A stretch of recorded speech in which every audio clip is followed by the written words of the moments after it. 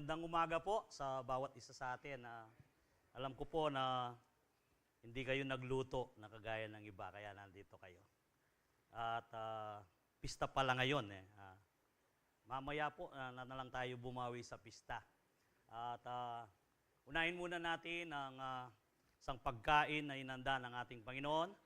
At yes, of course, tuloy pa rin ho ang ating pag-aaral, the importance of living in purity.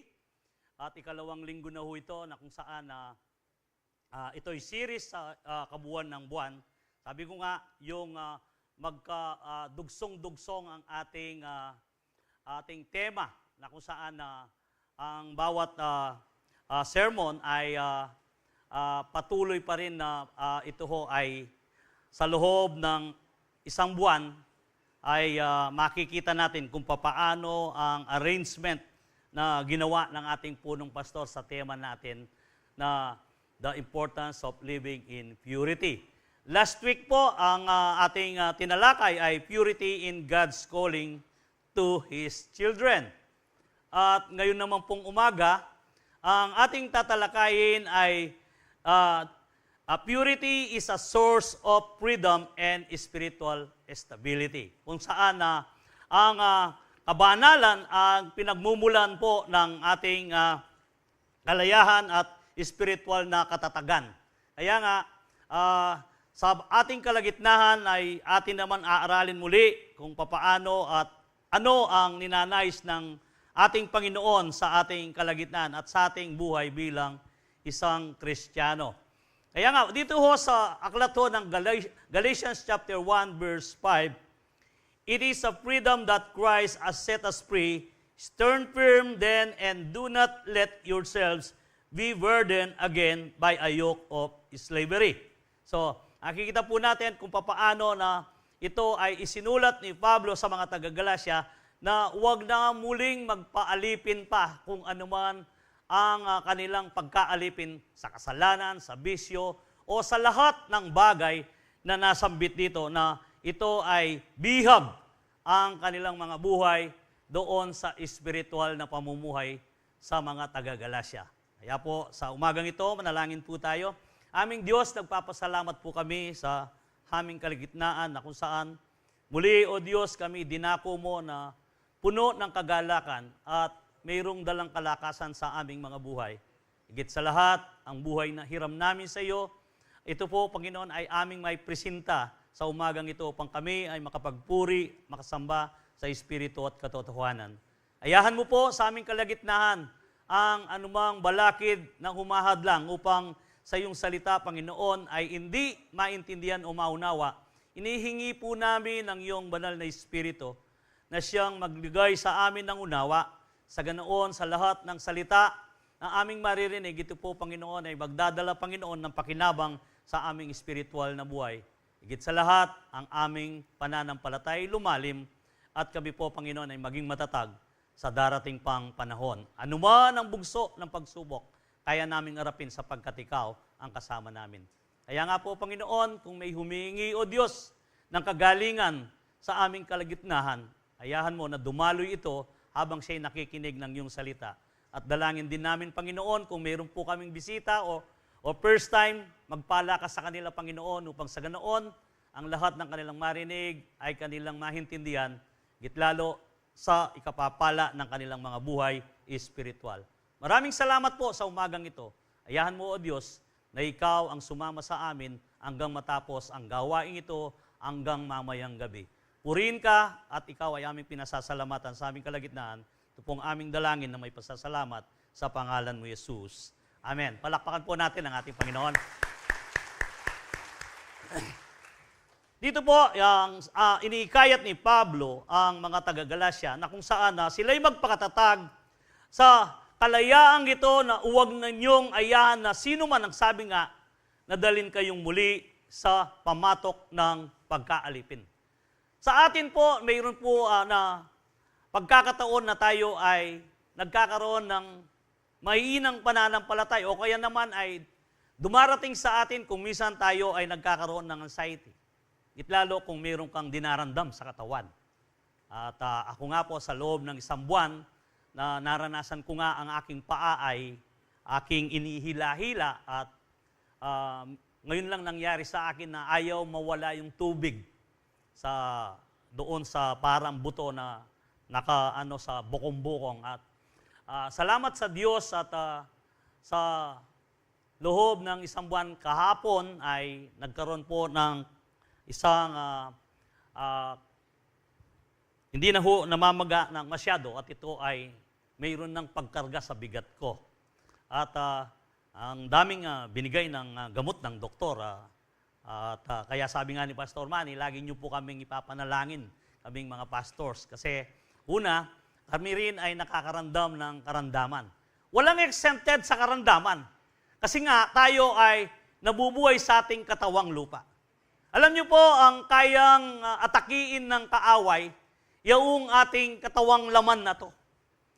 Kung ikaw ay matatag sa spiritual, pero kung minsan aatakiin yan upang ito ay maging sagabal sa lahat ng pinagagawa ng Panginoon na ito ay kapag ito ay inindang mo at ito ay pinagbigyan mo, ito ay maging sagabal sa mga ministeryo na pinagagawa ng Diyos. Kaya nga, ang katawang yan ang inaatake ng kaaway. Hindi o yung spiritual. Kung minsan, malakas ka sa spiritual, pero masubok ka pa rin. At lagi nating isipin, dahil sa biyaya ng Diyos, kakayanin natin to sapagkat sapat na ang biyaya ng Panginoon upang tayo magpatuloy. Kaya nga po, sige po, palakpakan natin ang ating Panginoon. Ang ating Panginoong Yesus, mula sa kasalanan o pagkakasala sa ating kaiiyan, tayo po ay kanyang tinubos sa kanyang kamatayan sapagkat ang ating kamatayang espiritual, kung tayo mamamatay sa espiritual, tayo ho ay hindi makakagawa ng mga bagay na naaayon sa ninanais ng ating Panginoon. Kaya naman, binigyan tayo ng kalayaang maglingkod sa Diyos, mamuhay ng matuwid, at maranasan ng buhay bilang mga anak ng Diyos. Kaya nga, lahat ay nakaugat sa kanyang sakripisyo na kung saan ang lahat ng ito ay tinapos niya sa krus ng Kalbaryo. Nakaugat po yan. Doon tayo kumukuha ng lakas, doon tayo kumukuha ng pag-asa sapagkat alam natin na nagtagumpay na ang ating Panginoon.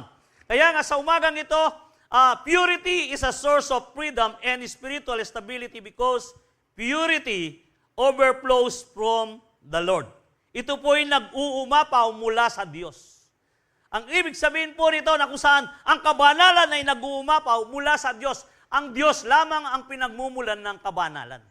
Kung minsan, ito'y pinipilit nating magpakabanal, subalit kung ang ating mga gawa, kilos, na kung saan ay hindi nakatuon sa ating spiritual na kalalagayan, kung minsan hindi angkop, hindi natin magagawa. Kinakailangan muna na kung saan ang ating kabanalan na sa ating pamumuhay, una sa ating spiritual na kung saan na pinakakain natin ng ating kaluluwa. Kasi nga ho, kapag hindi natin nagawa yon, ibig sabihin, mayroon tayong isang hadlang na hindi natin kayang gapin kung hindi sa pamamagitan lamang ng Espiritu ng Diyos na suma sa atin. Sa unang Korinto, in 1 Corinthians chapter 6, verse 11, and that is what some of you were, but you were washed, and you were sanctified, you were justified in the name of the Lord Jesus Christ, and by Spirit of our God. Dito po makikita natin kung paano, sabi nga, and that is what some of you were, but you were washed. Tayo po ay nilinis na ng ating Panginoon o inugasan ang ating karumian sa pamamagitan ng kanyang banal na dugo. And sanctified and justified in the name of the Lord Jesus Christ and by the Spirit of our God. Sino po ang naglinis sa atin? Sa pamamagitan ng Espiritu ng Diyos. Paano tayo na born again? Na born again tayo sa pamamagitan ng Espiritu. Na Espiritu na ito ay patay dati. Meron tayong Espiritu, kaya lang patay. Subalit sa pamamagitan ng Espiritu ng Diyos, tayo ay ni-reborn. Tayo ay isinilang sa Espiritu. Kaya tayo ay born of God. Amen. Sa pamamagitan ng Espiritu Santo. Kasi kung natatandahan niyo po ang si Nicodemus nung siya ay nagtanong, paano ako isisilang muli? At ang sabi nga ng Panginoon, maliban na hindi maisilang sa Espiritu ang isang tao, hindi siya pag-aarian ng Diyos o hindi niya makikita ang Diyos. Kaya tayo po na mula nung tayo ay nakipag-isa at tayo ay tumanggap bilang Panginoon at tagapagligtas kay Kristo, tayo ay na-reborn in the Spirit. Kaya ang Espiritong sumasa atin ngayon, iyon ho ay ginagabayan ng banal na Espiritu ng Diyos na nasa sa atin. Amen. So, sabi nga in the 2 Corinthians chapter 3, 17 and 18, for the Lord is the Spirit, and whenever the Spirit of the Lord is, there is freedom. May kalayaan sa Espiritu ng Diyos. Amen. Kung papaano na ang Espiritu at kung saan naroon ang Espiritu ng Panginoon, ay naroon ang kalayaan. Kaya ang sabi nga ni Pablo, na kanyang inabilinan ang taga Galacia, na wag na kayong bumalik sa dati ninyong buhay. O wag na kayong bumalik sa pagkaalipin. Kasi nung hindi pa tayo nakipag-isa sa Panginoon, alipin po tayo ng mundo o alipin tayo ng kasalanan. At ang umaalipin yan ay nagkaroon lang tayo ng kalayaan noong tayo ay nanampalataya at nakipag-isa kay Kristo at sumunod ayon sa ninanais niya sa ating mga buhay. Kaya nagkaroon po tayo ng kalayaan. So wherever the Spirit of the Lord is, sabi niya, there is freedom. Malaya na po ba tayo? Amen. Salamat sa Diyos. So, all of us who have that veil removed can see and reflect the glory of the Lord, and the Lord who is in the Spirit make us more and more like Him, as we are changed into His glorious image. So, wala nang tulakbong o wala nang takip ang ating Panginoong Yesus na kung saan yung image niya, kinakailangan na ito ay lantaran na ipinakita sa atin ang kanyang kabanalan, kaya naman ang kanyang mga gawa at kanyang utos sa atin ay kailangan nating masunod. Sapagkat wala nang talukbong ito na kung saan walang nakatago. Kaya ang isang tao na kung saan hindi nakakasunod doon sa ninanais ng ating Panginoon sa ating mga buhay, tila ang paningin niya ay hindi niya nakikita yung kabuuan na kung saan na ang ating Panginoong Yesus, lahat ng kanyang kabanalan at katwiran ay hindi niya nakikita. Kaya naman, kung minsan siya ay marupok at sasabihin pa niya na, tao lang ako, pastor. Pero tandahan po natin, tayo ang kakaiba na nilikha ng Diyos sa mundong ito sapagkat tayo ay special sa ating Diyos. Walang gustong makasama ang Diyos kung sa kanyang kinaroroon sa langit maliban lang sa tao na kanyang nilikha na tayo yon. Amen. Lahat ng kanyang nilikha ay oo, pinagpala niya, subalit ang tao ang lagi niyang inaalala. Yaong kaluluwa mo na kanyang ililigtas, kapatid. Kaya naman, huwag nating sabihin na tayo'y tao lamang at tayo'y nagkakasala. Kundi, tayo po ay kailangang tumayo at kailangang manindigan sa ating pananampalataya at pagsunod natin sa ating Panginoon. Kung minsan, kasi nga, kapag hindi natin alam yung ating identity bilang anak ng Diyos, tayo ho ay madalas na datnan ng panghihina. O kaya naman, tayo ay dadatnan din ng lungkot, na kung saan alam mo na ikaw ay Kristiyano, pero tila na para kang nakagapos na walang magawa. At bakit dinaranas po natin yon? Nakakalimutan natin na ang kalayaang ibinigay ng Diyos sa pamamagitan ng banal na Espiritu ay hindi natin ito ginagamit. At hindi natin dinedemonstrate sa ating buhay bilang isang Kristiyano sa ating ginagalawan sa kasalukuyan. Kaya anuman journey natin, kailangan na ipakita natin na tayo po ay kanyang binanal at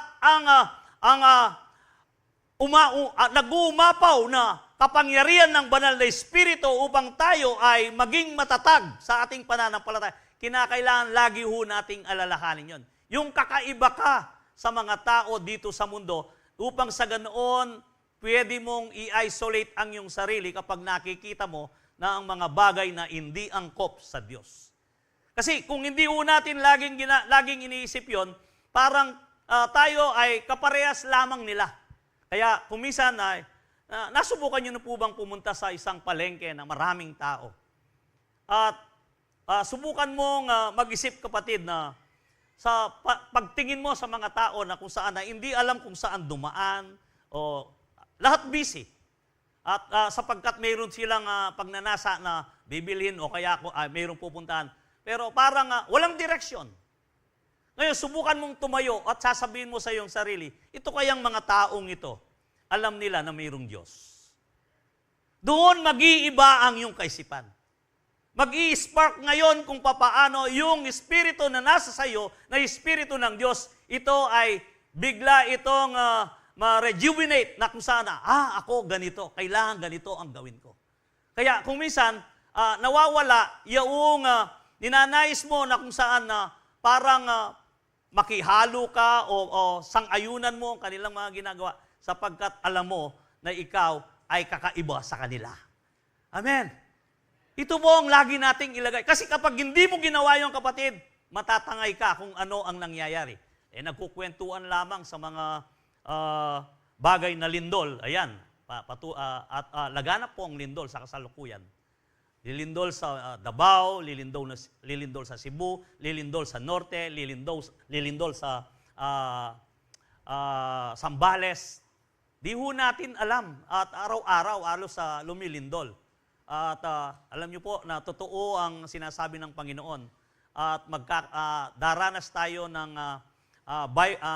daranas po tayo ng mga pagsubok dito sa lupa o kaya ang mga signs ay magkakaroon ng lindol, sunog, kagutuman, kaguluhan, na kung saan ito'y pasimula ang sabi ng ating Panginoon.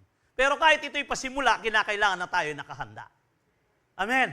Huwag po tayong matakot. Kapag nakikita natin at nagaganap ang ganito, kailangan lalo tayong maging masidhi sa ating pananampalataya. Lalo tayong maging matibay at lalo tayong kumapit kung ano ang sinasabi ng banal na salita at iyong pamumuhay nating bilang Kristiyano, kinakailangan ito pa ay maging malinang na kung saan. Kung ikaw ay nabubuhay sa katwiran at kabanalan, igit ka pa ring magpakatwid at magpakabanal sa ganoon, hindi ka matangay ng iyong kapaligiran. Dito iira ng takot. Ang takot gagawin ka o ipaparalyze ka doon sa iyong pananampalataya. Marami hong may dudulot ang takot sapagkat yan ay panghihinaan ka ng loob at pagkatapos ay hindi ka makapag-isip ng tama. Hindi lamang po yun, kundi ang direksyon ng iyong buhay ay maghihiba kapag dala-dala mo ang takot. Kaya naman, kapag nakikita natin yan at nababalitaan yan, tayo'y lumuhod, tayo'y manalangin, tayo'y makipag-usap sa Diyos kung ano ang ninanais niya sa atin upang sa ganoon ay magkaroon tayo ng kapayapaan. Amen.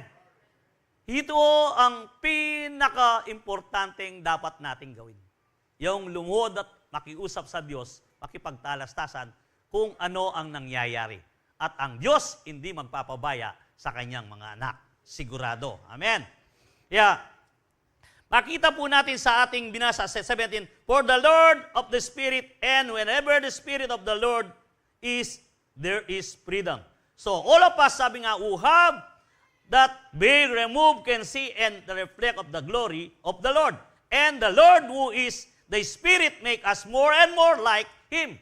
Ninanais ng ating Panginoon na tayo ay makatulad niya, makawangis natin siya sa kanyang kalwalhatian as we are changed into His glorious image. Yung imahin. Kaya tayo nilikha ng Diyos sa kanyang, upang tayo ay maging katulad niya, yung imahin niya ay mapasa atin.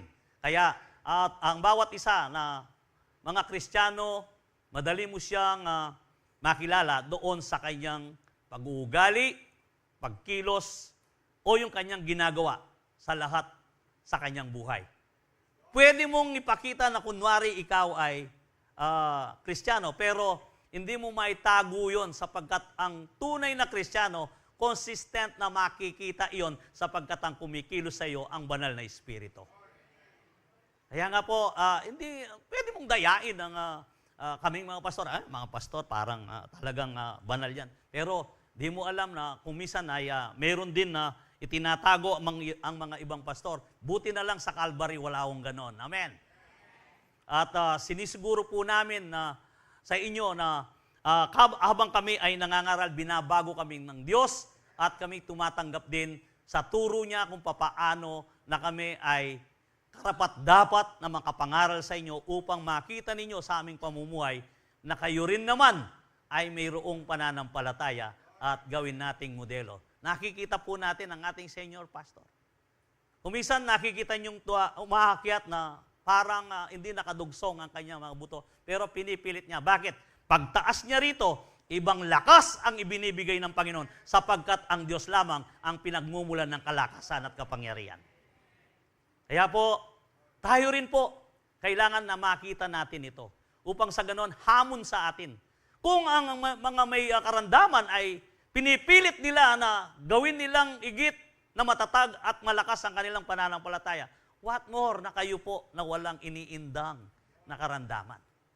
Napakalakas ninyo, napakatatag ninyong maglakad, kung lalo na kayong mga kabataan, huwag niyong sayangin ang inyong oras o panahon sa mga bagay na kung saan na naukol sa mundo. Kundi, iukol natin sa ating spiritual stability. Yung ating kalayahan na nabubuhay, tayo po ay magkaroon ng katatagan sa ating pananampalataya. Upang sa ganoon, kakitaan tayo ng mga kadalisayan at kalinisan o kabanalan ng Diyos na nag-uumapaw na ito ay nanggagaling sa Kanya at tayo ang daluyan niya. Amen!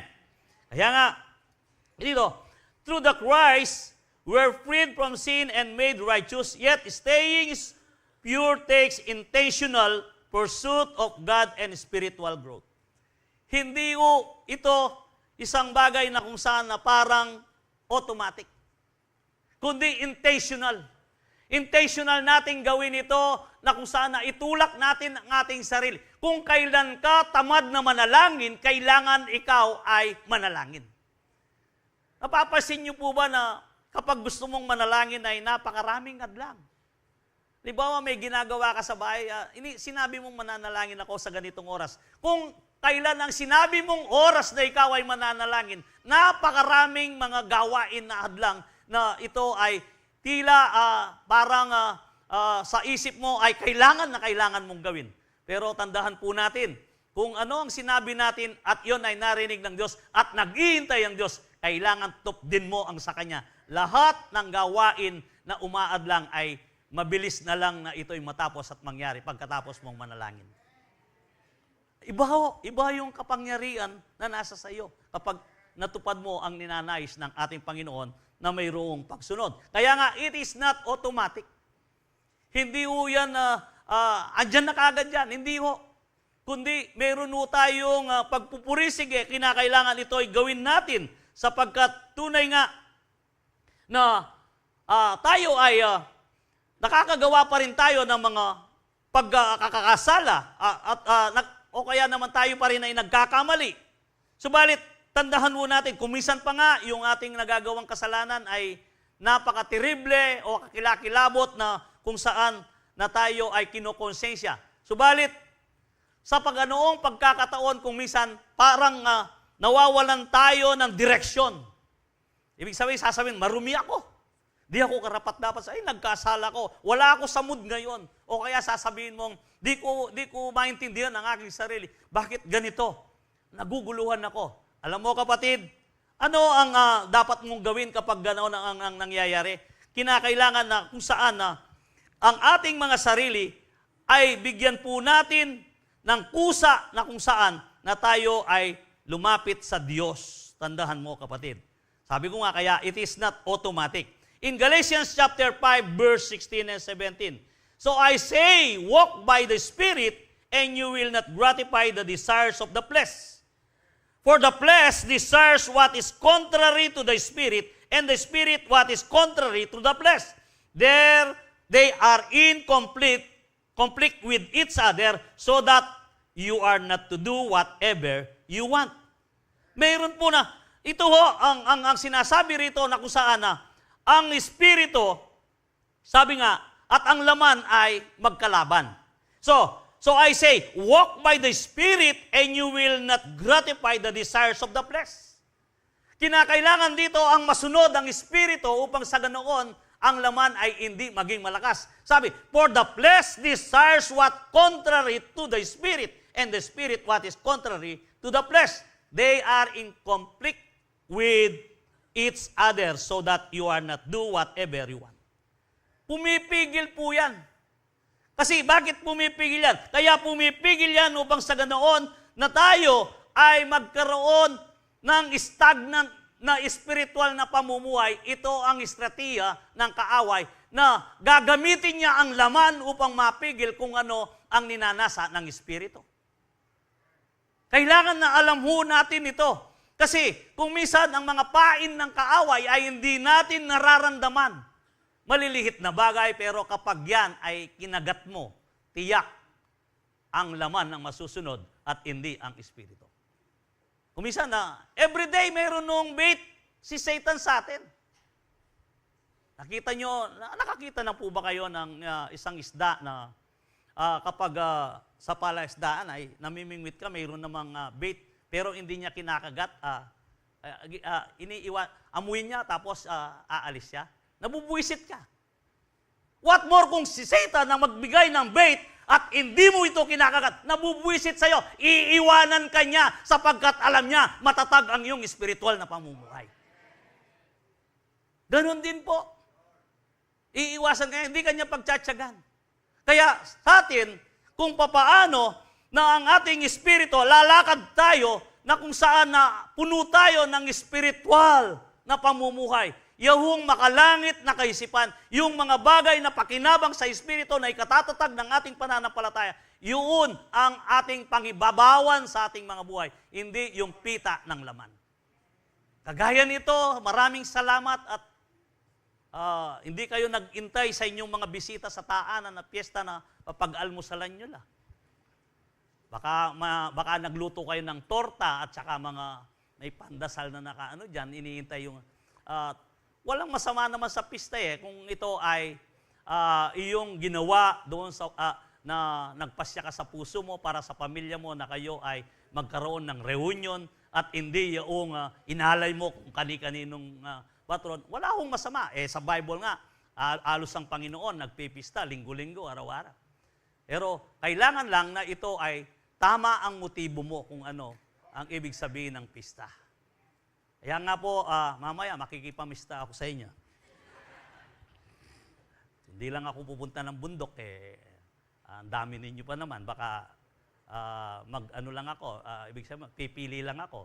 Baka si Ate Ethel at saka si Attorney, mas malaki ang handa nila. Sila lang dalawa Hallelujah.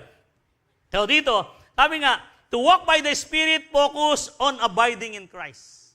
Kinakailangan po na tayo ay naka-abide sa ating Panginoon. Kung ikaw ay naka-abide sa ating Panginoon, lahat ay makakalimutan mo ang mga bagay na kung saan na hindi angkop at hindi kaaya-aya sa ninanais ng Diyos.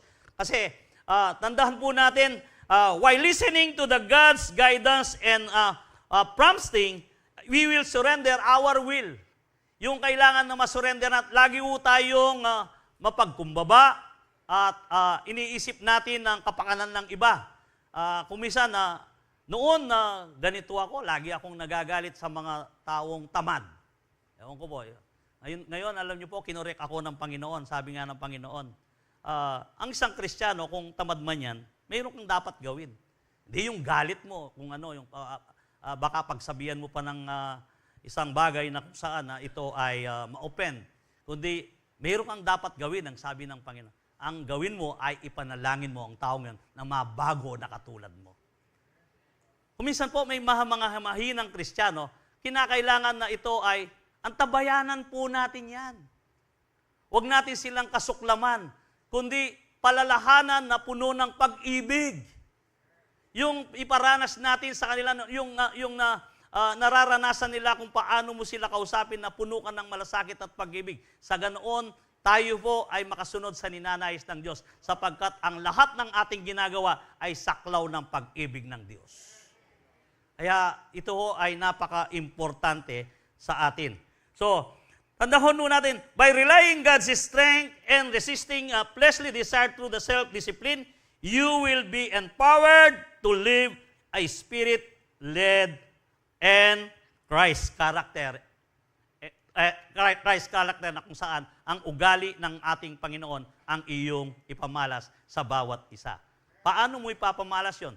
Ikaw ay puno ng pagpapakumbaba, puno ka ng malasakit at pag-ibig. Sa ganoon, habang ikaw ay gumagawa para sa Panginoon, isa kang modelo na kung saan na nakikita nila yung nag-o-overflows, yung purity na ibinigay ng Diyos na nanggagaling sa Kanya. At sasabihin niya, totoong na bago ang taong ito. Ganun. Tandaan po natin, to remain pure, consistently follow the Holy Spirit guidance. Wala po tayong ibang ihingin ng guidance maliban lang sa banal na Espiritu. Amen. And purity is a source of freedom and spiritual stability because purity set us free from condemnation. Tandaan po natin. In Romans chapter 8, verse 1-9, basahin po natin. There is therefore now no condemnation to those who are in Christ Jesus. At may kadugsong po yan dahil sa New King James Version. Who do not walk according to the flesh, but according to the Spirit. Dito po, napakaliwanag po na kung saan, who do not walk, sabi nga, wala ka ng condemnation sa buhay mo, kapatid. Kung ikaw ay lumalakad ayon, sabi nga, according to the flesh, but according to the Spirit. Yung who do not walk according to the flesh. Hindi ka lumalakad ngayon o nabubuhay para sa laman, kundi ikaw ay nabubuhay para sa Espiritu. Ito ang sukatan dito eh. For what the law could not do in that it was weak through the flesh, God did not sending His own Son in the likeness of sinful flesh on account of sin, He condemned sin in the flesh, that the righteous requirement of the law might be fulfilled in us who do not walk according to the flesh, but according to the Spirit. Dito po, kaya nga, ang ating Panginoong Yesus ay nagkatawang tao, nag-anyong makasalanan upang sa ganoon na ang lahat ng ating paghayo o pamumuhay sa laman ay mamatay kapag tayo ay nagpailalim sa kanyang pamamahala o kung anong kanyang ginawa sa krus na siyang ating pinamumuhay na tayo ay may pananampalataya. At sigurado po na tayo ay makakalakad ngayon, sabi nga, for to be, sabi dito sa ating binasa na kung saan, for those who live according to the flesh, set their minds on the things on the flesh. But those who live according to the Spirit, the things of the Spirit, and seeks for to be carnally minded is dead. Yung carnally minded na sinasabi, yung makalaman, patay ito, sabi nga. At dito makikita mo na, but to be spiritually minded is life and peace. May kapayapaan. So, ano ba ang carnally minded? Yung carnally minded, yung sinusunod mo yung pita ng laman. Hindi lamang sa mga lust of the eye, lust of the flesh, o sa mga bagay pa rin na kung saan na, kung minsan napakarami po na ito ay magkakaroon ka ng isang carnally minded. Alimbawa na lang sa bahay.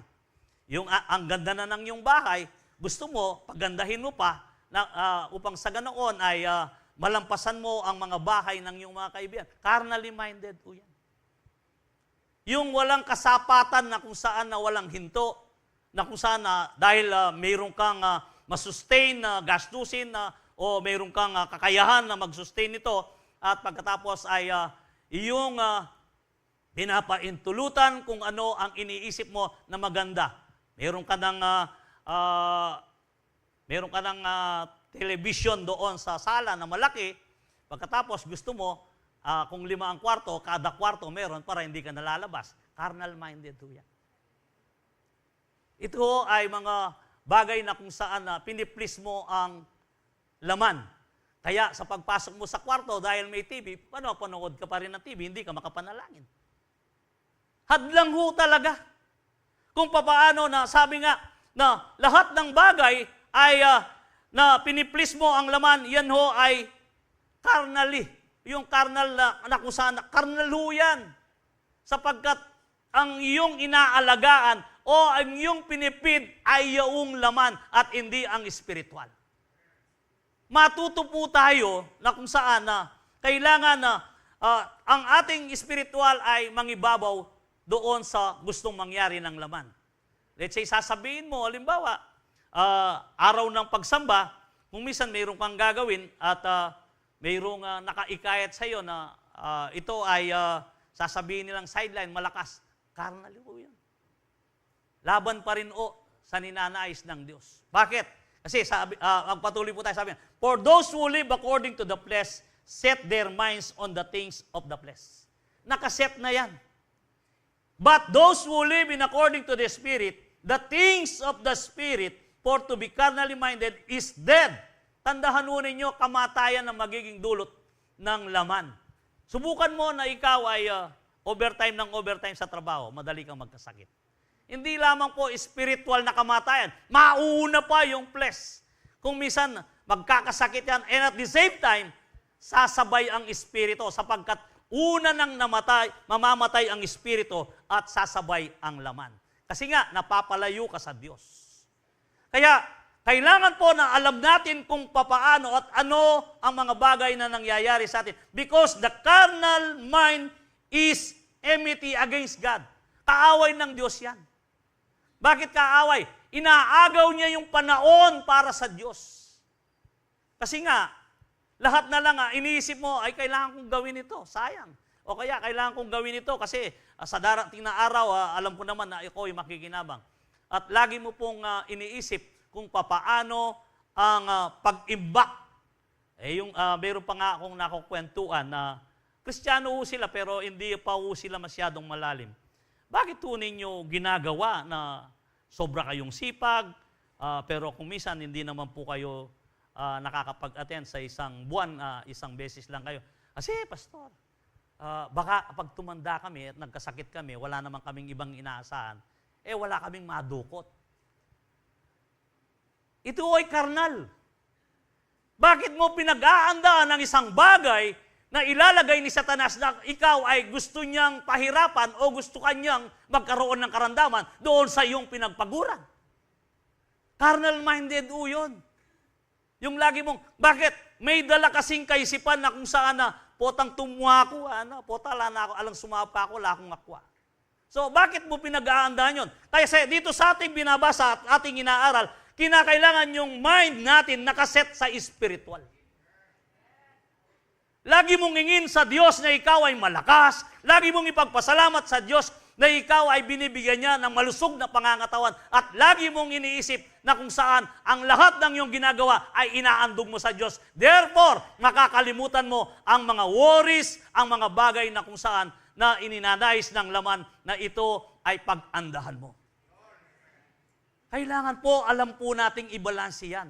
At igit na nangingibabaw yung spiritual kaysa laman. Sapagkat kapag malakas ang spiritual, sasama ang laman. Kapag malakas ang laman, sasama ang spiritual. Therefore, ang arin po natin sa ating mga buhay, ni kinakailangan laging malakas ang ating spiritual na pamumuhay upang makasama ang laman.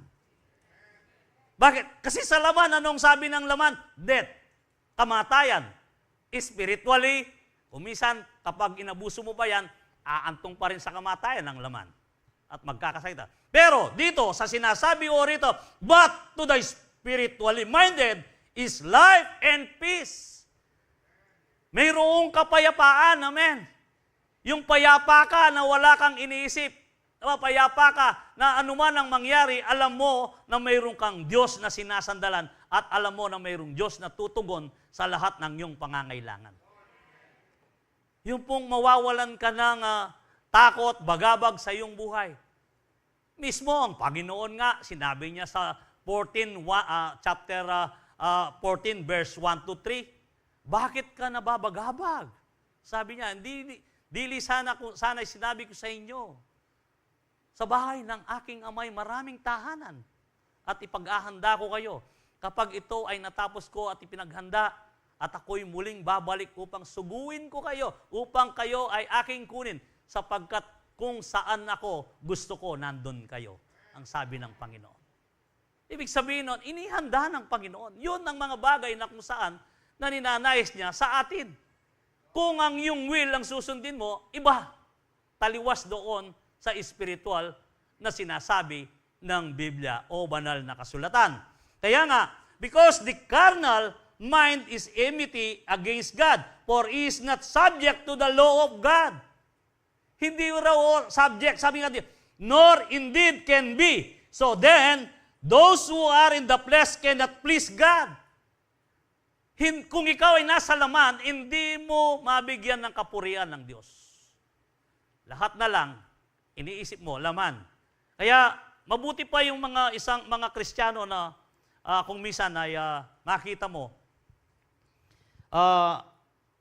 sasabihin mo na napakasimpleng buhay nila pero nagagampan na nila ang ninanais ng Diyos. Kung minsan pa nga, wala silang sasakyan, pero kung 2 kilometers lang, lalakaran lang yan. And then, makita mo yung benefits nila, exercise. Lalakad lang yan. Yung 2 kilometers, napaka ano lang po, short distance lang yan. Iilang akbang lang yan. Sinubukan ko noon na mula sa amin, siguro mahigit na 1.8 kilometers. Pero naka 1,450 yung akbang na ginamit ko sa bahay namin. Isipin mo yun, akbang lang yun. Habang ikaw ay naglalakad, binibilang mo. Na-count ko dito sa Calvary. Pwede pala ako. At napakagaan pa ng pakiramdam mo sapagkat ikaw ay nakapag-exercise. Pero sa ngayon, ano po yung, ngayon, doon lang siya sa Pangilinan na tricycle, sabi na. Kung minsan po, hindi natin alam na hindi ito nagbibigay ng benepisyo sa atin. Bakit? Nakakalimutan natin ang sinasabi ng banal na kasulatan. Kasi nga, by you are not in the flesh but in the Spirit, if indeed the Spirit of God dwells in you. Now, if anyone does not have a Spirit of Christ, he is not his. Sabi nga. Kaya dito, bakit sinabi? Because you are already born in the Spirit of God. Tandahan po natin. Kaya kung minsan, pwede natin palang supilin at bigyan ng boundaries ang ating sarili. Nasa sa atin lang. Choice natin yun. Hindi po yung nagsasabi ang ibang tao, kundi ikaw ang pipili, kapatid, kung paano mo gawin ito sa buhay mo. Amen. Basta, alam naman natin ang kaligtasan, kanya-kanya Individual yan. Hindi mo pwede yung parang ang pattern ko ay gusto ko ganun ang pattern. Hindi. Kung papaano niya i-offer ang kanyang sarili doon sa nakikita mo na ang Diyos ay nabibigyan ng kalwalhatian. Yung manluluwalhati ang ating Diyos sa ginagawa mo. Yun po ang sukatan doon. At yun ay isang pamamaraan na kung saan na makita mo sapagkat ang kaligtasan ay hindi individual. Hindi pwedeng akayin ko lahat ang aking pamilya na kung hindi rin sila makasunod doon sa spiritual na pamantayan ng Diyos, kung minsan sila rin naman ay hindi makakasama doon sa buhay na walang. Kaya napaka-importante na kinakailangan i-remind natin ang ating mga sarili. Amen. Nakita po natin na bawat isa sa atin, ang sabi nga, ang ating binabasa, kailangan ang ating ilagay sa ating kaisipan, yung isang kaisipang espiritual. Sapagkat dyan, meron tayong kapayapaan, meron tayong pag-asa, at meron tayong kapanatagan, at tiyak anuman ang nangyayari sa ating kapaligiran. Lindol man ng lindol yan. Kung tayo ay spiritual-minded, lagi nating sinasabi, sasabihin mo, Lord, salamat. At lalo kong nakikita ang mga signs and wonders na sinabi mo sa iyong salita na totoong malapit ka ng malapit na dumating sapagkat nangyayari ng lahat. Yung bang fulfillment, hindi yung habang nangyayari ang mga sinabi sa Biblia, yung takot na takot ka. Kaya ka takot na takot, hindi ka stable. Hindi stable yung pananampalataya mo na hindi ka siguro sa iyong sarili, may kulang. Ang kakulangan niyan, kailangan na ito ay ating magawa na ibalik uli na kung saan na ang ninanais ng Diyos magbalik loob. Paano? At paano ito? What to do when we sins against? Yung kung ikaw ay nagkasala. Kapatid, napakadali lang kung hindi mo ito sinasadya ang pagkakasala at tiyak lagi mong ginagawa ito sapagkat ang Diyos ay laging nag-iintay sa iyo. Ang gusto ng Panginoon, kapag ikaw ay nagkamali, kapag ikaw ay nagkasala, na hindi mo ito sinasadya at natutuwa pa ang Panginoon kung siya ay lagi mong naaalala. In 1 John 1:9, ang sabi, if we confess our sins, He is faithful and just and will forgive our sins and purity us from all unrighteousness. Amen. Ibig sabihin po, ano po ang sinasabi dito ng 1 John 1:9? If we confess our sins, He is faithful and just. Hindi naman yung, kung ikaw man ay nagkasala ng kapanaunan na hindi man nalaman ng yung, bago kayo mag-asawa, ay kahit na hindi mo na ikumpisal yan. Ngayon, kung inuusig ka ng yung budi na gusto mong ikumpisal upang ikaw ay kanyang sampalin, sabihin mo. Sasabihin mo na nung hindi pa tayo mag-asawa, o bago tayo ikinasal, ganito, masasampal ka nga. Pero ang ibig ko sabihin dito, makikita po natin, if we confess our sins, He is faithful and just and will forgive us our sins and purity us from all unrighteousness. Paano po yun? Yung kinakailangan na alam mo na ikaw ay nadapa, alam mo na ito ay moral na ginawa mo, at alam mo na ito ay bagay na kung saan karumal-dumal sa Diyos, pagkatapos mong nagsisi, pagkatapos mong nanalangin, at pagkatapos ay iniwasan mo na at nagpakatatag ka, lahat ng mga bagay na kung saan na umaatak doon sa kasalanang ginawa mo, ay hindi mo na pinapansin at iniisip mo ang Diyos. Ibig sabihin, totoo kang ang nagsisi, ikaw pa'y magiging matibay. Makita mo kung ano ang damage na ginawa mo. At magkakaroon ka ngayon ng banal na takot sa Diyos. Hindi ko na ito babalikan. Iyon. Iyon ang isang pagsisisi na totoo. Pero, kapag yan ay ginawa mo pagkatapos, maganda ka naman ng Diyos. Mabuti naman ang Diyos. Di ba, may Romans 5:20. Yan. Yung Romans 5:20 na sinasabi, kapag ang kasalanan ay malawak o lumalaki, igit na malawak ang biyaya ng Diyos. Yung mga once saved, always saved, lagi nilang kinukuha, na kinuquote ang verse na yan, yung Romans 5:20 na kung saan iniisip nila habang sila'y nagkakasala, at sabi niya, habang ikaw ay nagkakasala, ngayon naman, ang biyaya ng Diyos ay igit na malaki doon sa kasalanan. Ito po'y mali. Ibig sabihin na kung saan na kung papaano, ito ay isang bagay na kung saan inaabuso mo ang kalayaan mo. Tinawag kang maging malaya ng Diyos, maging malaya upang mamuhay ka ng malaya. Yung malaya na kung saan na inalipin ka ng Diyos, inalis ka sa pagkaalipin mo doon sa mundo. At ngayon, ikaw pa rin ay patuloy na alipin. Subalit, pipiliin mo na ikaw ay alipin ni Kristo. Sa ganoon, anumang mga bagay na pinagagawa ng Diyos, ikaw ay madaling sumunod.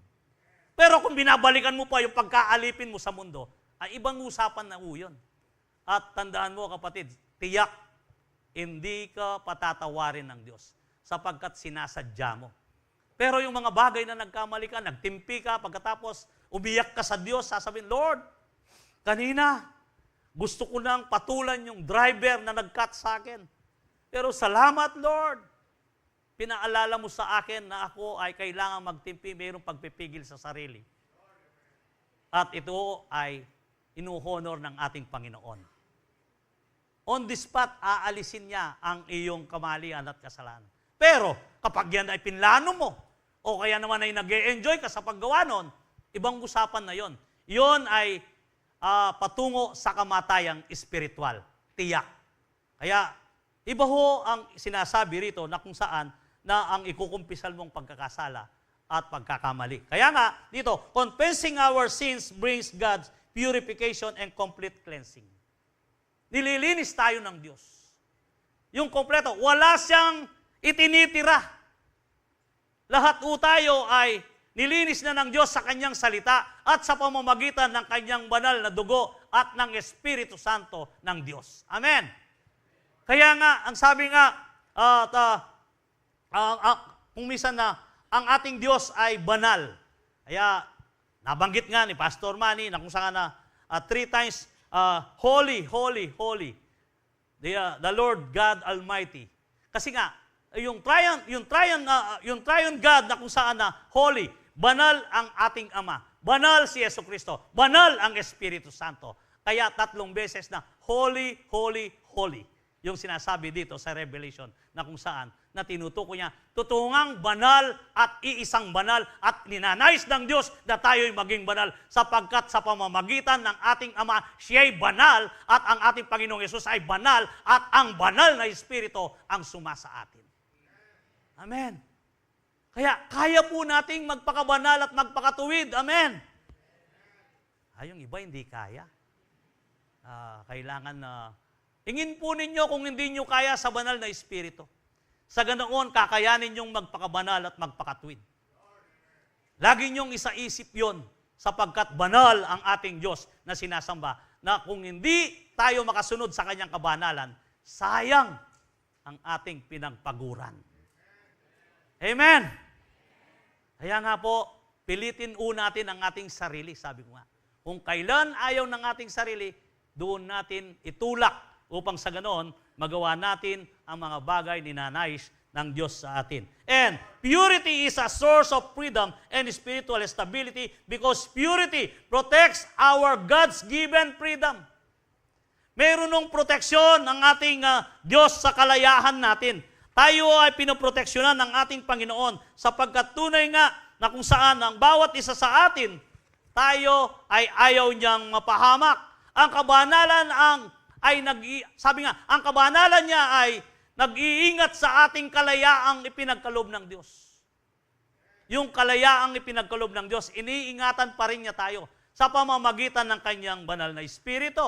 Sapagkat kung Christ's sacrifice cleansed our conscience and freeing us such guilt and shame and empowered to us by serve God's word utterly. Dito po na kung saan na makikita natin, indulging in sinful desire can enslave you to sin against, ultimate leading in spiritual death. Kaya huwag mo nang tangkain pa, kapatid. Huwag mong paglaruan ang kasalanan. Huwag mong subukan ang iyong sarili kung gaano ka katatag. Maraming mga Kristiyano kung minsan nasasabihin nila, ay ako matibay ko, matatag ko eh. Alam mo, yun ang kauna-unaang kaparatutan, hanapin Pastor Manny. Yun ang kauna-unaang kayabangan na yung ginawa sapagkat walang matatag at walang matibay maliban lang si Kristo. At kaya ikaw ay nagiging matatag dahil sa biyaya lang ng ating Panginoon.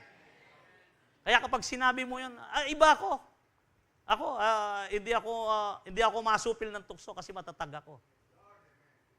Kaya, totoo kaya yun na sabi nga.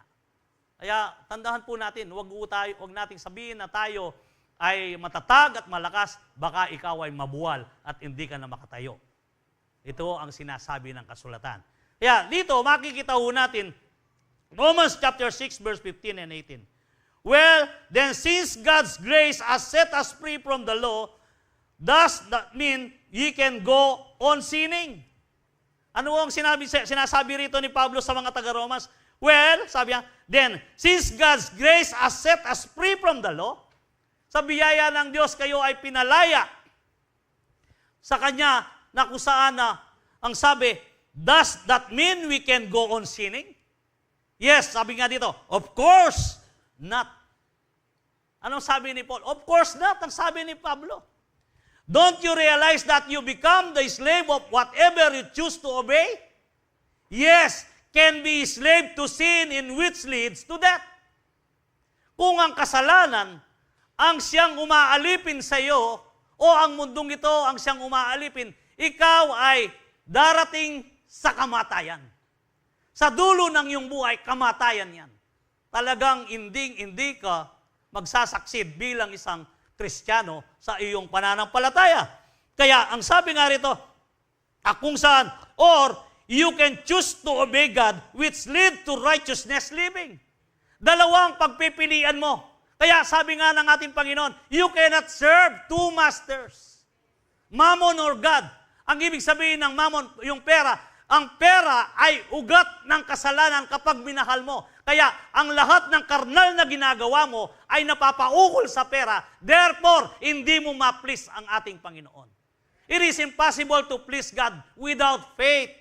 Ito ang lagi nating sinasabi na kung saan ang lahat ng bagay na ito, alam natin kapag tayo ay pinipigilan ng laman o makalaman o makamundo, maging involved man ng perang yan, sigurado ako kapatid, hindi mo masamba sa Espiritu at katotohanan ng Diyos. Amen. Kaya nga po, bawat isa sa atin, lagi nating alalahanin na kung saan ang kalayahang ginawa ng ating Panginoon. So, alam nyo, in the Old Testament, in Leviticus, sabi nga yung 17:11, but animal blood could not really remove sins. Yung dugo ng mga hayop hindi nag-alis ng kasalanan, kundi yun ang pinopoint niya doon sa Hebrew chapter 10 verse 4. The sacrifice could only point to Jesus' sacrifice which paid the penalty for our sin. Ang ating kasalanan, kaya binayaran na niya lahat yan. Kaya ang sabi nga, pinoprotektahan tayo ngayon ng Diyos. Yung kalayahan natin na kung saan na tayo kanyang pinalaya, tayo ay laging ginagabayan ng banal na Espiritu. Kaya nga lang, hindi natin ino-honor ang gumagabay sa atin kung minsan meron ng pagbabanta o meron ng warning ang banal na Espiritu, pero ang flesh pa rin ang ating pinipilit. Sasabihin ng banal na Espiritu, wag mong gawin yan, anak. Pero kung minsan, tayo pa rin ay may katigasan ng ulo, pinipilit pa rin nating subukin. Kaya kapag ikaw ay napariwa, Lord, bakit po nangyari sa akin? Mayroon ng warning ang banal na Espiritu. Ginagabayan ka na niya, pero hindi ka nakinig. Na kung minsan napakasimple lang eh. Halimbawa matraffic, nagmamadali ka, sasabihin mo, ang kaisipan mo kagad, siguradong malate ako rito. Wala, hindi na ako makakarating. Pero, kung ikaw ay mananalangin, Lord, ano pong gagawin ko sa traffic na to? Kung minsan may paiisip na daan eh. Yung pag natapat ka doon sa isang daan na yan, dumaan ka doon. Pagkatapos, paglusod mo doon, ay oo nga, buti na lang. Buti na lang at sumunod ako sa Diyos. Kung minsan may ginagawa ang Diyos. Kung minsan nga, na-experience nyo na ba na kayo'y nagmomall pagkatapos punong-puno dahil 50% off. Tapos ikot ka ng ikot.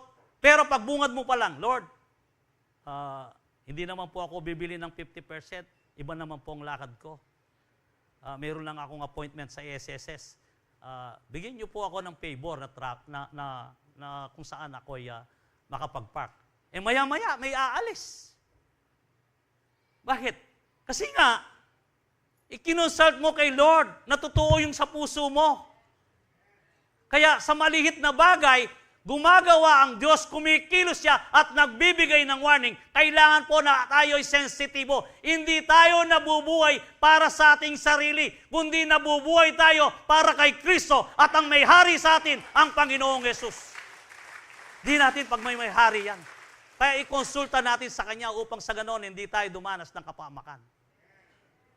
Subukan mong iuna mo ang Diyos. Awakan mo ang nibel. Lord, sumakay po kayo. Samaan niyo ako sa upuan. Di man kayo kasya, pero ang presensya niyo, gusto ko sama. Siguradong ikaw ay may kapayapaan mag-drive. Kahit na ikaw ay alos lusutan ka, okay pa rin. Bakit? Iba na ang sa puso mo, inuna mo ang espiritual na kung saan na ikaw ay ginagabayan ng Panginoon sa iyong kalayahan. Amen? Pero yung nagmamadali ka, kinuha mo yung susi ng motor, brum, tapos, si ando sa kanto, bakit natumba, naka-aksidente. Hindi mo kinukonsulta kay Lord eh. Yung mga kabataan, ganun eh. Minsan magkaangkas pa sila, ang bilis-bilis eh. O meron tayong jamming nga. O, pagtawag, takbo na kaagad. Kaya mabalitaan mo, yun, disgrasya, bali ang paa. Kailangan po sa buhay po natin bilang isang Kristiyano, bawat kilos, bawat desisyon, sapagkat ang buhay natin ito ay pag-ahari ng Diyos. Ikonsulta natin lagi sa Kanya. Amen. Sa ganoon tayo ay Kanyang bigyan ng protection. Kaya dito makikita po natin sa ating dito sa 16, do you realize that become the slaves of whatever you choose to obey? You can be a slave to sin which leads to death, or you can choose to obey God which leads to righteous living. Thanks God, once you were slave of sin, but now you will utterly obey this teaching we have given you. Now you are free from slavery to sin, and you have become a slave in righteousness living. Amen. So dito, nakikita ngayon kung papaano tayo ginagabayan ng Diyos. Bakit? Nabubuhay tayo doon sa katwiran, nabubuhay tayo sa kabanalan, at ang umaalalay at umaantabay sa atin na kung saan na tayo ay pinangungunaan ng banal na Espiritu ng Diyos. James 1:14-15. You are tempted, but evil things you want. Your own desire leads you away and traps you. Dito makikita po natin, you are tempted by the evil things. Yung natutukso ka sa mga bagay na kung saan na iniisip mo na ito ay, sasabihin mo sa iyong sarili kasi hindi ka aware. Pero dito, ang sabi nga, your own desire leads you away and traps. Kaya kung minsan, ikaw ay nasusukol o natatrap ka sa ganoong ginagawa ng kaaway.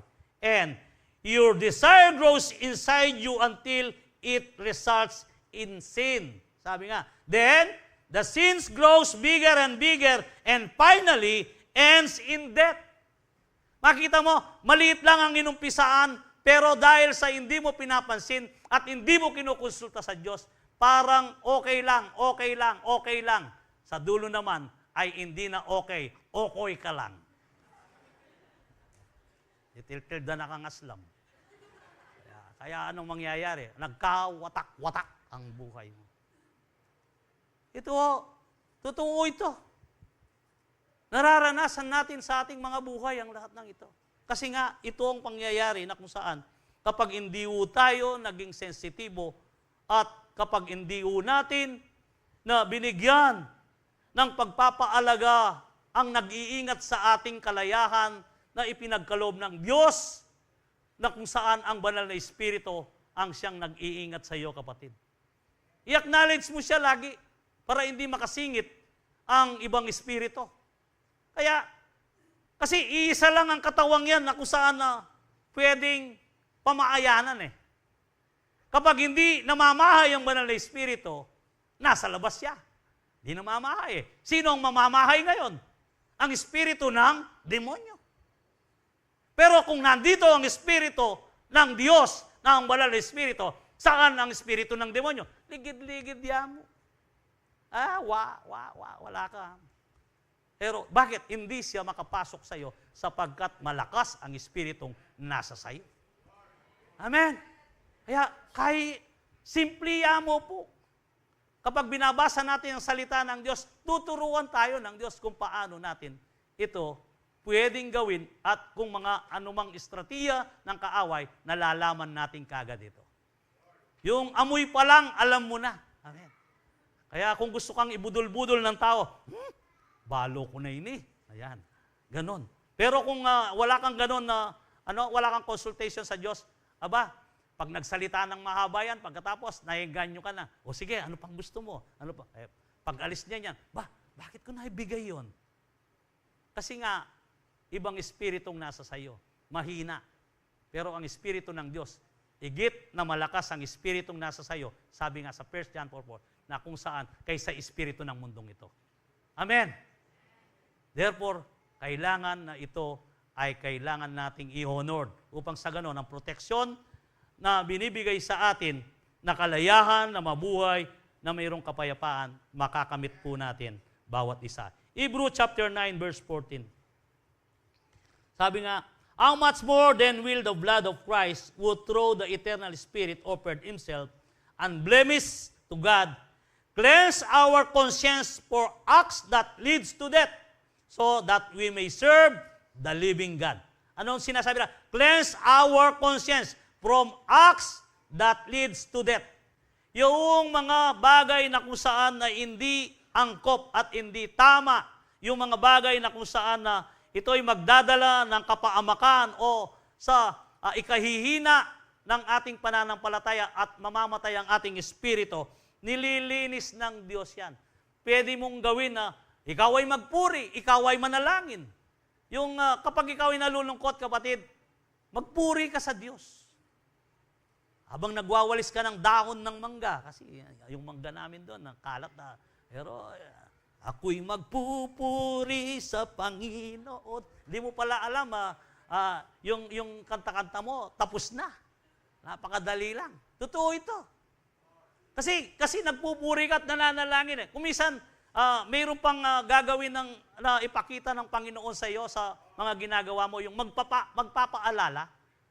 Ewan ko kung kasi mapatingin ka lang ng gano'n, tapos may mga ibon na tarat. Ayan, yung kitala pa September eh.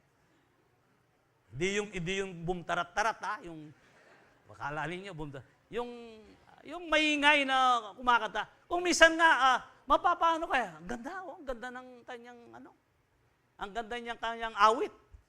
Ibig sabihin, bakit siya umawit? Hindi naman para sa iyo. Inaawitan niya ang Diyos sapagkat siya'y nakalipad, sapagkat siya'y nakahanap ng pagkain, sapagkat ang araw na yon ay napakaganda, kaya umaawit ang ibon. Yun ay ipararanas ng Panginoon sa iyo. O, tingnan mo, ibon lang yan. Ikaw, tao ka, sabi. O. Kung minsan paalala sa iyo ng Diyos yun. Ibon lang yan. Ikaw, tao ka. Ikaw ang gusto kumakasa. Anong magagawa mo? Therefore, inire-remind ka ng Diyos. Nililinis ang iyong konsensya. At doon ay kaya mong sabihin sa iyo, yes Lord, sorry po Lord, ang dami kong kakulangan. Oo, naging tamad ako, hindi ko nagawa yung or marami nang hintayin mong magsalita ang Diyos. Therefore, nililinis ang iyong konsensya.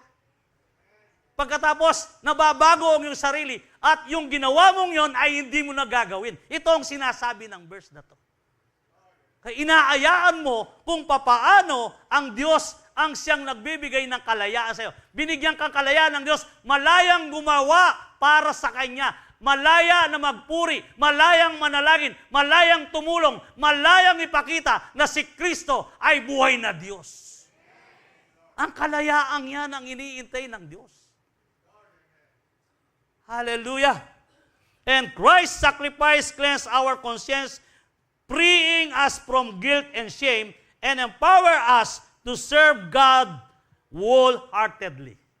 Ito po ang tinutukoy ko na kung saan sa kabuuan at kaibuturan ng iyong puso, gusto mo, mapasaya mo ang Diyos at kaya naman ang Diyos ay mag-ahatid ng papapala sa iyo na walang kumpay, na dadaloy na parang sapa o ilog na dadaloy sa iyo na hindi ka magkulang sa iyong buhay.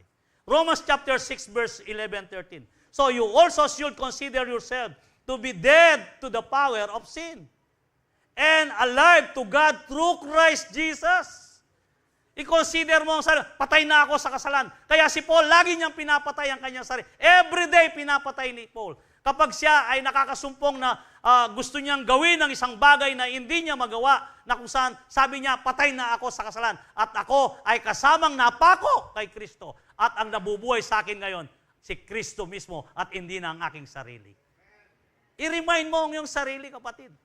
Mag-iiba ang iyong aura. Na dati ikaw ay nalulungkot, ngayon masayain ka na naman.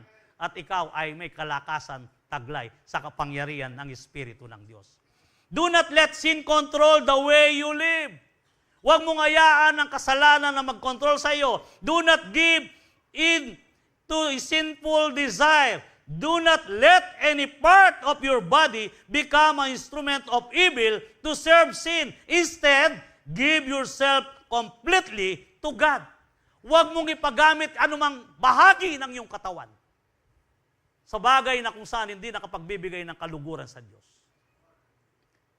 Ang buo mong katawan ay ialay mo sa Diyos. Sa ganoon, ikaw ay makapagbigay ng kapurian sa Kanya. The Scripture wants to temptation arise from eternal desires which can lead to sin when entertain as sinful desires grow to give birth to spiritual death. Emphasizing the importance of resisting temptation and living a righteous life. Hallelujah! Ito po ang nais ng Diyos na kung saan na tayo ay kailangan tayong mag-resist sa mga anumang tukso, anumang bait ni Satan, na kung saan wag mo silang patulan upang sa ganoon, ikaw ay kanyang lalayuan. Gawin natin ang estilo at ugali po na kung saan, Joseph the Dreamer, na kung saan takbuhin mo ang mga tukso o bagay na kung saan na anumang ginagawa ng kaaway sa iyo. Layuan mo sila at hindi mo iintayin na sila'y lumayo sa iyo sapagkat habang iniintay mo na lumayo sa iyo ang mga temptation na yan, lalo silang masiding lalapit. Kaya ikaw na ang lumayo. Amen. Kaya dito po, tayo po'y mag-review. Sabi nga dito, purity is a source of freedom and spiritual stability. Purity overflows from the Lord. Purity sets us free from the condemnation, and purity protects our God's given freedom.